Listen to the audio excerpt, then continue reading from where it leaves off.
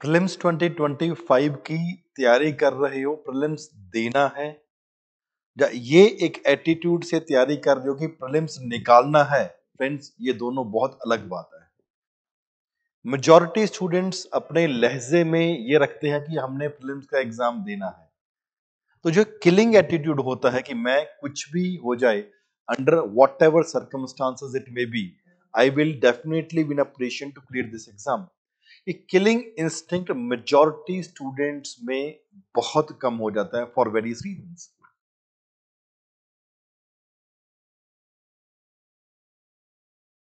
तो पहले बात तो, एग्जाम सिर्फ देने के लिए नहीं देना है, एग्जाम्स क्लियर करने के लिए देना है। और अगर आपने एग्जाम क्लियर करने के लिए देना है, तो उन लोगों से, lakhs of students who fail in prelims also, उनसे आपको एक अलग तरीके से या उनसे एक बढ़िया स्ट्रेटेजी बनाने की जरूरत भी पड़ेगी।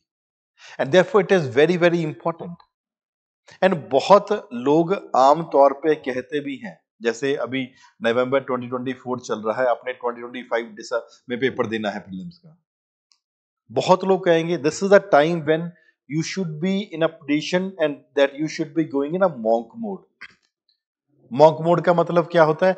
अब एक वो टाइम आ चुका है जब आप फालतू चीजों के ऊपर अपना पूरा ध्यान हटा के पूरे का पूरा एक वन पॉइंट कंसंट्रेशन पे ही फोकस करें, सो दैट दुनिया में कुछ भी हो रहा है, that should not be affecting you and that should not be bothering you.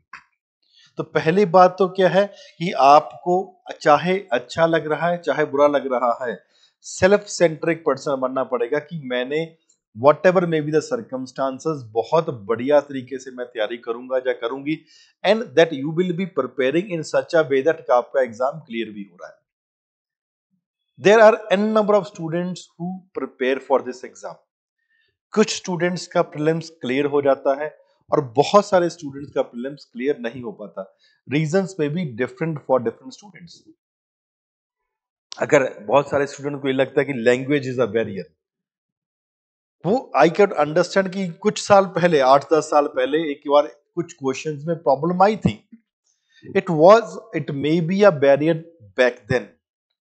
आप 10 साल पुरानी बातों को फ्रेंड्स अगर अभी उठा के लेकर आओगे, that will give a negative impact of your personality. Therefore, it is very important. पहले बात तो मॉक मोड में जाइए and be under some expert guidance.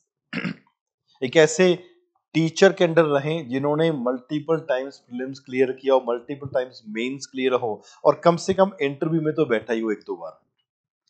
ऐसे मेंटोर के साथ अगर आप तैयारी करोगे, बिकॉज अगर आप सिर्फ आप उन्हीं की गाइडेंस में तैयारी करोगे जिनका सिर्फ प्रीलिम्स ही क्लियर हुआ है, तो आज के चेंजिंग पैटर्न में they will definitely be failing to guide you. तो काफी हद तक आपको गाइड करने से फेल हो जाएंगे। रीजन भी, आपने प्रीलिम्स निकाला है on the basis of factual information, हो सकता है उस समय फैक्चुअल क्वेश्चंस ज्यादा आ गए हों, लेकिन आजकल जैसा यूपीएससी में एक ट्रेंड सा आ चुका है जहां पे आपके फैक्ट के साथ साथ कंसेप्चुअल इंफॉर्मेशन या conceptual knowledge is also being required. This changing pattern में friends, I would advise you, at least the person should have given interview at least once, if not twice. ऐसे लोगों से आप guidance लेंगे तो कंपेरेटली आपके आसान रहेगा। Therefore, guidance and good mentorship also plays a very important role. और प्रीलिम्स के लिए हम हमेशा कहते हैं it is never a group study, जिसका मतलब कि अगर आपसे कोई गवर्नमेंट स्कीम पूछा गया है या किसी एक टॉपिक के 5 पॉइंट है आपको, तो every single student should know the whole government scheme, और पांचों के पांचों पॉइंट एक सिंगल स्टूडेंट को ही पता होना चाहिए।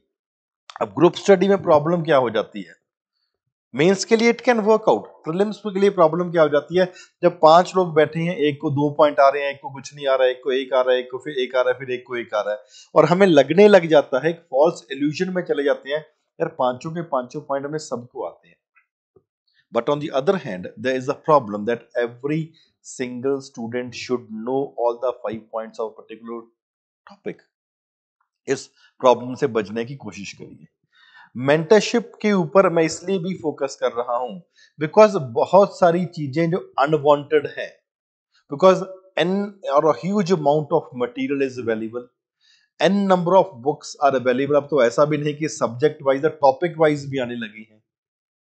Books are available. आप सब किताबों को ना तो पढ़ सकते हैं और ना ही पढ़ने की जरूरत भी है। Therefore, it is very important that you should be focusing upon certain things और वहां पे मेंटोर आपको गाइड करेंगे। इससे ज्यादा आपको देखने की जरूरत नहीं है, इतना पढ़ेंगे बहुत आसानी से आपका प्रीलिम्स का पेपर भी क्लियर हो जाएगा। Therefore, it is very important for you to understand.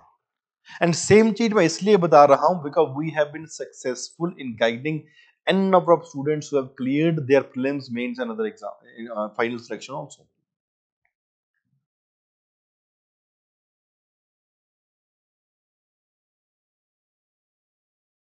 What we do in the classes, जहां हम फॉर एग्जांपल अपने कोर्सेज में कैसे करते हैं या फॉर एग्जांपल जो क्रैश कोर्स है उसमें कैसे करेंगे, we will be covering the syllabus timely. पहले बात तो आपका सिलेबस कॉम्प्रिहेंसिव तरीके से कराया जाएगा, साथ ही साथ में कॉम्प्रिहेंसिव तरीके से टाइमली भी होगा। And most important thing is that, दो चीजें बहुत इंपॉर्टेंट हो जाती है, आपका डेली का prelims practice question plus regular आपके टेस्ट भी हो जाए, ताकि जो आप पढ़ रहे हो वो आप उसके क्वेश्चन भी सॉल्व कर पा रहे हो। And most important thing is, जहां पे आप सॉल्व क्वेश्चन नहीं कर पा रहे हो, there the teacher would be acting as your mentor and as your guide. He और she will definitely be guiding you, किस इस तरीके से आपको ये क्वेश्चन क्यों गलत हुआ, ये क्वेश्चन इस तरीके से करते तो कंपेरेटली सही हो सकता था, ये क्वेश्चन में ये अप्रोच रखते तो कंपेरेटली सही हो सकता था।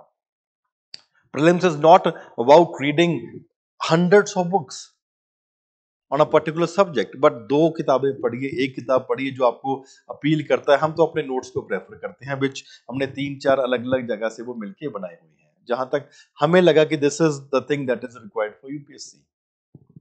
अगर आप हमारे पास आ रहे हैं, we would be giving you a comprehensive notes, साथ ही प्रीलिम्स के practice question on a regular basis, on a daily basis, plus there would be regular test also. That will be our responsibility and we would be assuring you किस तरीके से आपका पूरे का पूरा सिलेबस करवाया जाएगा, ताकि आप अपने एग्जाम से पहले डेफिनेटली 2 या 3 बार पूरे का पूरा प्रीलिम्स को अच्छे तरीके से आप रिवाइज भी कर सकते हैं, प्रोवाइडेड आप हमारी स्ट्रेटेजी भी अडॉप्ट करेंगे और उसको इंप्लीमेंट भी करेंगे। मेजॉरिटी ऑफ द टाइम्स हमने अपने पास्ट एक्सपीरियंस से ये देखा है, इनिशियल फेज में स्टूडेंट्स आर वेरी एक्साइटेड कि बहुत बढ़िया चल रहा है, सब कुछ है, एंड देन जैसे जैसे दूसरा तीसरा सब्जेक्ट शुरू हो जाता है, वो एक्साइटमेंट लेवल थोड़ा सा कम आने लग जाता है। क्यों? बिकॉज आपने पुराना भी तो रिवाइज करना था। तो जो जो स्टूडेंट्स हमारे पास आएंगे क्रैश कोर्स के लिए, मैं उनको एक छोटी सी बात एडवाइज ही करूंगा। वो क्या बात रहेगी? It's very very important. क्या रहेगा कि जो हम पढ़ा रहे हैं, डेली प्रीलिम्स के प्रैक्टिस क्वेश्चन करें, डेली उसका आप मेंटर्स के साथ बात करें, and they would be guiding you. ऐसा कभी नहीं होगा कि आप बाद में जाके सॉल्व कर रहे हैं questions, because teachers would be regular to guide you. Regular basis के ऊपर, डेली बेसिस के ऊपर आपका ऑनलाइन है, जैसे भी आपकी पूरी की पूरी टीचर्स का इंटरेक्शन भी प्रोवाइड करी जाएगी। प्रीलिम्स को क्लियर करना के लिए फ्रेंड्स, एक strategy and time management is the most important thing. अगर ये दो चीजों के ऊपर सही स्ट्रेटजी, दैट मींस आप क्या पढ़ रहे हैं, क्या नहीं पढ़ रहे हैं, a mentor is there to guide you, a teacher is there to guide you, plus आप टाइम के साथ साथ आप एग्जाम भी अपना पूरे का पूरा पेपर सॉल्व कर पाओगे, plus a management of the time for every subject is also equally important. ऐसा नहीं होना चाहिए कि आपको पॉलिटी अच्छी लगती है तो आप पूरा टाइम पॉलिटी ही पढ़ रहे हैं, इकोनॉमी अच्छी लगती हो तो इकोनॉमी अच्छी पढ़ रहे हैं, नहीं। वो आप सिलेक्शन की बात भी कर सकते हैं, बट यहाँ पे किस चीज की जरूरत पड़ती है कि जो आप रिक्वायर्ड आपको नोट्स प्रोवाइड किए जा रहे हैं, उस नोट्स को मल्टीपल टाइम्स रिवाइज करिए। टीचर से जो असिस्टेंस आपको चाहिए we would be providing you, and this is one course जहां पे आपको बहुत ज्यादा बेनिफिशियल होने वाला है। आप कोर्स ज्वाइन करेंगे जब खुद आप अपने आप से तैयारी करेंगे, that is totally your final decision. But मैं आपको एडवाइस क्या करूंगा, that follow a particular topic, उस टॉपिक को पढ़िए, अच्छे तरीके से उसकी क्वेश्चन सॉल्व करिए।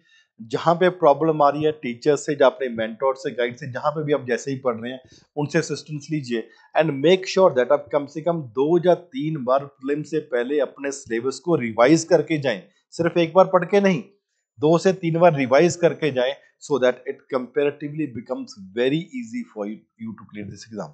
और फ्रेंड्स साथी, और बहुत सारे गाइडेंस सेशंस हम लेते रहेंगे। This is one small session जहां पे आपको प्रीलिम्स के बारे में बताया जा रहा है, elaborate and multiple other sessions will also be coming up, जहां पे आपको प्रीलिम्स को क्रैक करने के तरीके बताए जाएंगे, यहाँ पे we would be guiding you कि आप अच्छे तरीके से अपना प्रीलिम्स को इजीली क्लियर भी कर पाए। Thank you very much.